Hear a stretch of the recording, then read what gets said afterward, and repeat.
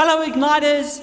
Can you guess where I am? I am in the base. That is exactly where you should have been today. But nevertheless, it's so good to be with you. And man, I'm so excited to share with you today. But I wonder first, are you missing the core as much as we're missing you guys? I mean, we miss you guys a lot and a lot and a lot. So why don't you quickly send Deborah or myself just a wave and let us know that you're tuning in with us right now. But I think it's time for a competition. I know you guys love competitions, and it's not got to do with dancing because I would win. But this competition has to do with the last time you and I were in the base together. I shared on a topic with you live, not over online, all right, but it was live. Can you remember what we shared on? And if you think you know the answer, leave your answer in the comment section below, and the first 10 people to get it right will get a prize the next time we come to the base. I look forward to seeing your responses. Have you ever found yourself in a place that you didn't think you would be in? Have you ever wondered, what on earth is happening in my life? What on earth? Everything just seems to be so crazy. I know many of you have faced some things in your life and you wish you didn't have to face. I know many of you can't wait to come back to youth, and I know many of you will never complain about slow service at a restaurant again. But I want to talk to us tonight about making your season adventurous. Making your season adventurous. And the word season means a proper or suitable time. We're not talking about seasoning your steak or your chicken licken or whatever it is, but we're talking about timing. And that reminds me of Ecclesiastes chapter 3 and verse 1, and it says, there is a time for everything, and a season for every activity under the heavens. And so we all go through things, we all face challenges, we all have heartache, we all have opportunities of victory and joy, and whatever it may be. But we could all face the same thing, but how we experience it could be different because we're all different. Some people handle things better than others. Some people aren't as fazed about some things as other people are. For one person, it's important to keep peace between themselves and someone else. And for another, they have an attitude of, oh, well, it's your loss. You know, for one person, not going to school and doing school online is okay. And for another, it's the end of the world. For one person, not going to youth is not the end of the world. And for another, it is. And for somebody else, the ability to pause past the term is just incredible. I know what some of you do sometimes. But we have seasons in our lives. But no matter the season, we've got to make it adventurous. And the word adventurous means full of excitement. What would life be like without excitement? Man, I think it would be pretty boring. But we need to add excitement, adventure to the season of our lives. We all have those days where something awesome is going to happen, and the night before we can barely sleep because we've got this excitement inside of us. But no matter what season we're in life, we need to live with such excitement. I love what David says in Psalm 31 verse 5. He says, my times are in your hands. When we know that our lives are in his hands, we can live a life of adventure. If your life is not in his hands, you need to make an adjustment very quickly.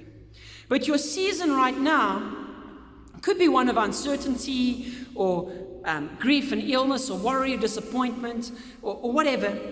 And you don't even see that there could be a blessing at the end of this. But you need to understand we go through things in life that aren't always pleasing and fun. We have our challenges, but we know that God turns all things to the good for those who love him and those who are according to his purpose. He loves you. And you are called according to his purposes. And that's in Romans 8 verse 28. But how much do you love him? How real are you with him? You see, a season doesn't always have to be a bad one. Seasons are specific times in our lives. Some seasons are good and we don't want them to end. Some seasons are horrible and we can't wait for them to end. There's been many times in my life where I couldn't wait to move on to the next place. But if I'm so focused, listen to this, if I'm so focused on the next season, the next time in my life, the next phase, I'll miss out on what God has for me now, despite what's going on. God's always got something for you. I remember about my gap year experience a couple of years ago. Man, I was so worried in this season. I there comes a point in time where they begin to ask different students to remain on as leaders the next year.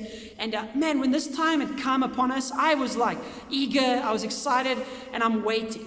But my mind began flooding itself with so many questions of, why aren't they asking me?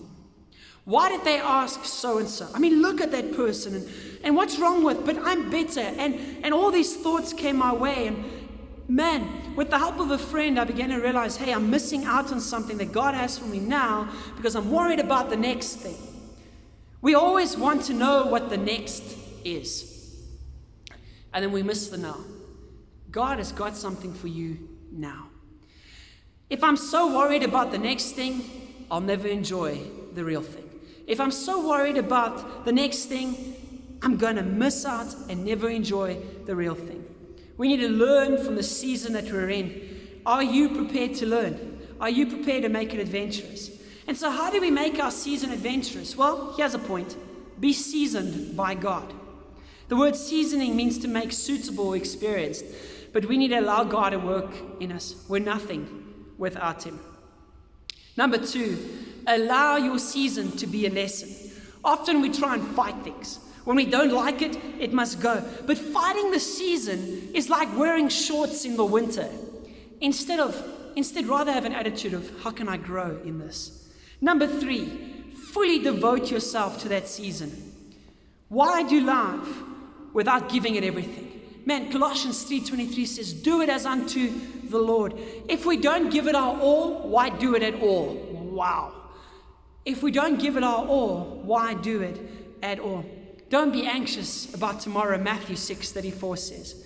But you've got to come alive in your season. Live with energy and excitement. Number 4, heart conditioning.